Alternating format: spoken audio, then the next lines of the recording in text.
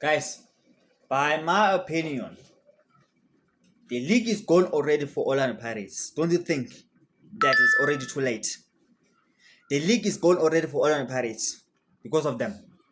And I never see a club beats the same opponent in 1 week, twice in a week. Because one of the games already were postponed due to Captain's League. Look, it's not only that Polokwane City failed for themselves. They also failed to help Orlando Pirates. In fact, Polokwane City failed to make it a comeback revenge. They failed. 3-0. Reynolds, Matthews, Santos attack them again. And guys, I don't know how Orlando Pirates they will beat Stellenbosch FC on Tuesday. While I don't know how Kansas can beat Mamelodi Sundowns on Wednesday. Rather keep quiet, guys.